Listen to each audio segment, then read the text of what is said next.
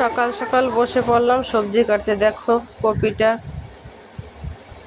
নষ্ট হয়ে গেছে, যেটুকু ভালো আছে সেটুকু নিচ্ছি, আর বাদ বাকি ফেলে দিচ্ছি।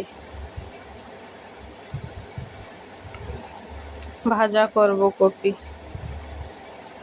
আর এখানে কেটেছি এই যে শসা, একটা বড় একটা শসা খারাপ হয়ে যাচ্ছে, দেখো কতটা খারাপ হয়ে গেছে, অনেকটা খারাপ হয়ে গেছে। আর বাকি কেটে কেটে যে রেখেছি, ভাত দিয়ে খেয়ে ফেলবে না, আগে পিছে যখনই হোক খাবে। আর এই যে ছোট ছোট করে সবজির মতো করেও কেটে নিয়েছি, সবজি রান্না করব শসা দিয়ে।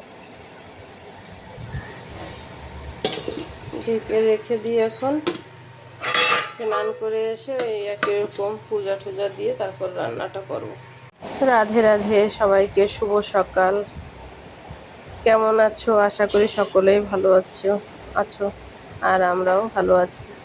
এখানে জামা কাপড়গুলি মেশিনে দেব, আর সকাল সকাল মনে অনেক আনন্দ নিয়ে কাজগুলি করছি, কারণ আজকে যাব একটু পূজা দেখতে উড়িষ্যায়। আমাদের এখানে তো তেমন করে হয় না, এমনি পূজাটা হয় যে, কিন্তু এই মেলা ঠেলা যে আমরা যা আর কি লোকে যা পছন্দ করে, যা ঘোরাফেরার যে ইচ্ছাটা, সেটা আর এখানে হয় না।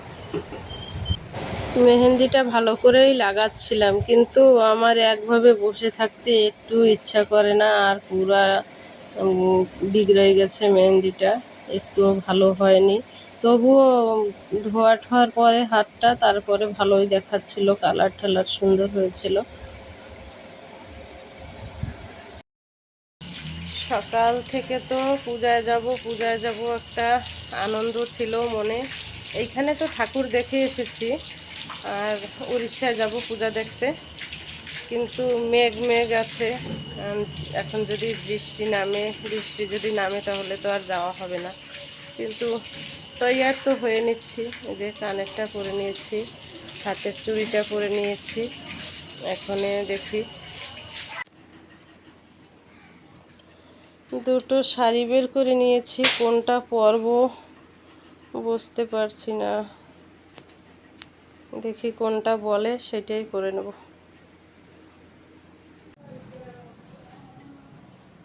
এটাই পরে নিলাম শাড়ি। এখনো সিঁদুর টিঁদুর লাগাইনি, দেখো এই যে আমার ফাইনাল লুক।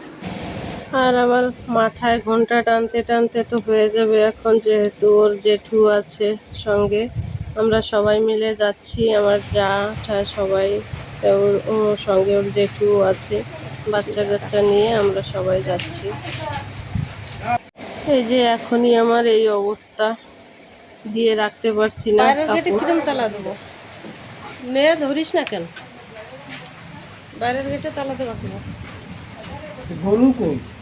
থাক না, ও বাইরে থাক, সব ছিঁড়ে বুড়া সব ই করে দেবে।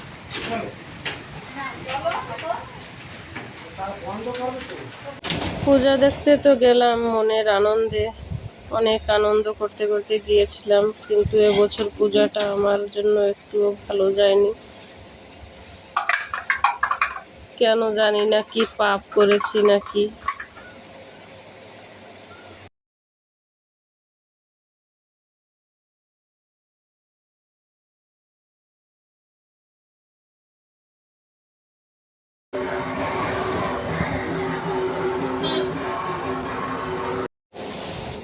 দেখো অবস্থা, এত পরিমাণে কাদা বলার মতো না।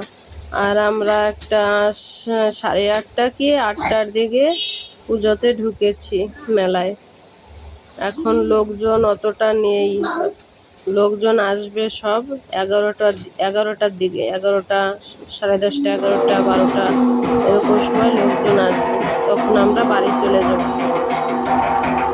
দেখো কাদা, পাও দেওয়া যাচ্ছিল না, এত পরিমাণে কাদা। এর ভিতরে আবার বালি ঢেলেছে নাকি, কত বালি ঢালতে এখন আর বন্ধ করে দিয়েছে, এখন আর ঢালছে না। আর এই যে মা,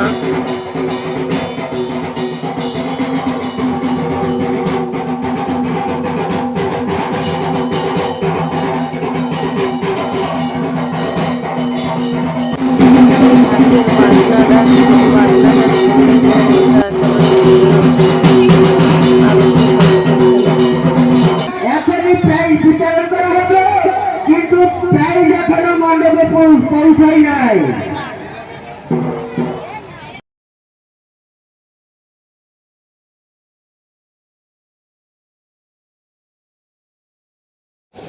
এখানে বলছিলাম ফাঁকা মাঠ, কিন্তু শোনা যাচ্ছিল না যে কিছুই।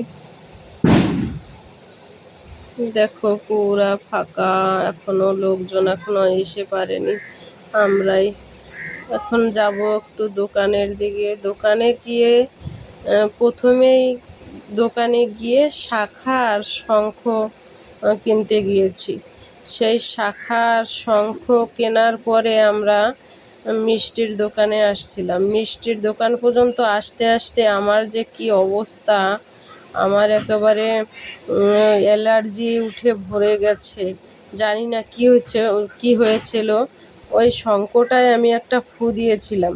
তারপরে ওখান থেকে আসার পরে আমার ঠোঁট চুলকাচ্ছিল। ঠোঁটে প্রথমে চুলকাচ্ছিল, তারপরে সারা গা গোতর আমার হাত টাত একেবারে ফুলে উঠেছে। তারপরে পাশে মেডিকেল থেকে ট্যাবলেট নিয়ে আসছিল। ট্যাবলেট দুটো একসঙ্গে খেয়েছি। খেয়ে আর আমরা ওখানে ঘোরাঘুরি না করে বাড়ি চলে আসছি। আর ভিডিও করা হয়নি। সকালবেলায় যে কুমড়োর পাতা বাটা, কুমড়োর শাক ভাজা আর কাঁচা তেঁতুলের চাটনি করছি। আর আমার এত পরিমাণে ঘুম আসছে বললেই যে শুয়ে পড়বো আর ঘুমাবো, সেটা তো আর হবে না। এমন লাগছে আমার চোখ যেন আমি টেনে মেলতে পারছি না।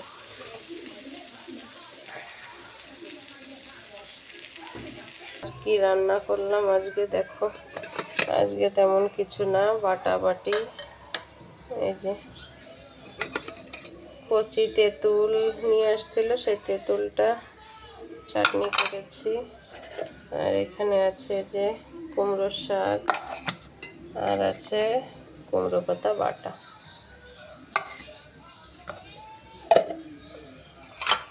আজকে এই দিয়েই খেতে হবে, আর কিছু রাখবো না। আর এখানে তো ভাত আছে। এই যে সেই শঙ্খ আর শাখাটা পরে নিয়েছি। ভিডিওটা আর বড় করলাম না। সবাই ভালো থাকবে, সুস্থ থাকবে। টাটা সবাইকে।